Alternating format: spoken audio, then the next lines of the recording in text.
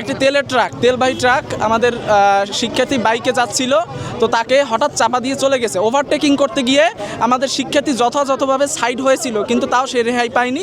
গতকালকে 12টায় আমাদের 14 ব্যাচের শিক্ষার্থী তামিমকে একটি ট্রাক চাপা দিয়ে চলে যায়, যার ফলে সে এখন সংকটাপন্ন অবস্থায় হাসপাতালে আছে। কিন্তু এখন আমরা 4টি দফা দাবি নিয়ে সড়কে রাজপথে আছি। আমাদের প্রথম দাবি হলো এই যে ঘাতক ড্রাইভার, তাকে অবিলম্বে গ্রেপ্তার করতে হবে। তারপর সে যেই গাড়ি দিয়ে আমাদের শিক্ষার্থীকে চাপা দিয়েছে সেই গাড়ির ফিটনেস চেক করতে হবে, লাইসেন্স আছে কিনা সেইটা চেক করতে হবে। এরপরে এই যে গাড়ির মালিকপক্ষ তারা এই যে আহত পরিবারকে যথাযথ ক্ষতিপূরণ দিয়ে সহযোগিতা করবে।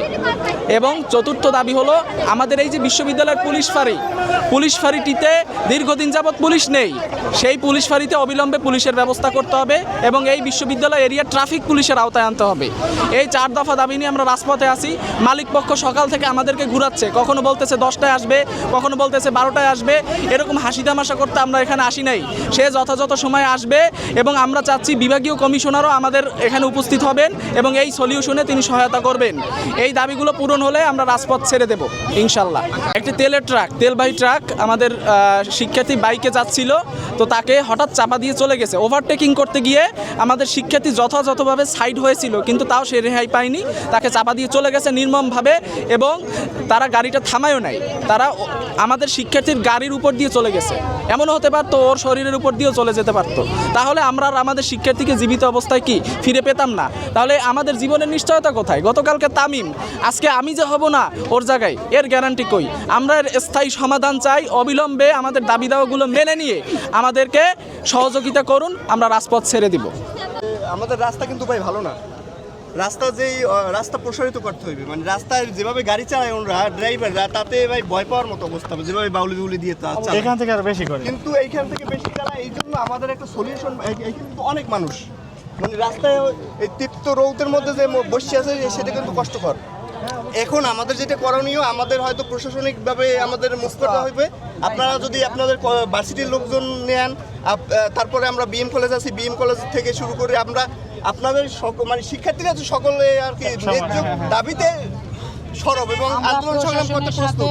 আমরা প্রশাসনের সাথে গতকাল বিকাল থেকে রাত পর্যন্ত এবং আজকে আমাদেরকে 12টায় সময় দিছে, 1টায় সময় দিছে, 2টায় সময় দিছে। আমাদের সাথে বসবে বলছে, বিভাগীয় কমিশনার আসবে বলছে, আসে নাই। আমাদের সাথে প্রহসনমূলক আচরণ। এখন এই সবকিছু বিবেচনা পাই জনদুর্ভোগ হইতেছে। এখন আমরা তো আমাদের সেটা আপনারা প্রশাসনের কাছে হচ্ছে অভিযোগ তোলেন যে হচ্ছে আপনাদের এখানে আমরা কেন যেতে পারতেছি না, এবং আপনারা প্রশাসনের কাছে অভিযোগ তোলেন।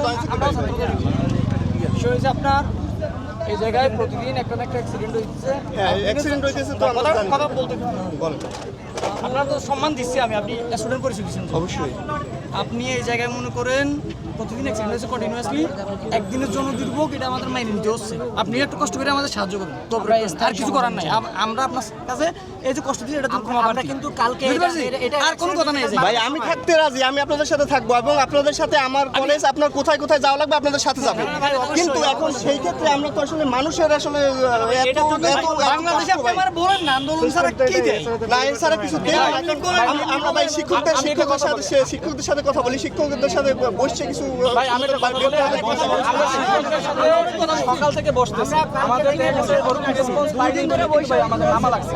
আপনি যেটা কথা বলতেছেন আমরা প্রাথমিক স্টেজ পার করছি, তারপরে এখানে আসছে, আমরা কি মানে সাথে সাথে রাস্তা পার করছি? আর ভাই একটা জিনিস দেখেন, আপনারা প্রতিদিন এই জায়গা দিয়ে চলাচল করেন না, করেন, তাহলে এই রাস্তায় কিন্তু ভাই আজকে আমাদের শিক্ষার্থী অ্যাক্সিডেন্ট করছে, কালকে কিন্তু আল্লাহ না করুক আপনাদের যারা যাতায়াত করে তাদেরও হইতে পারে। এখানে কি যদি সড়কটা নিরাপদ হয়, সুবিধা কি শুধু আমরা পাবো? সুবিধা কি যারা যাতায়াত করে সবাই পাবে।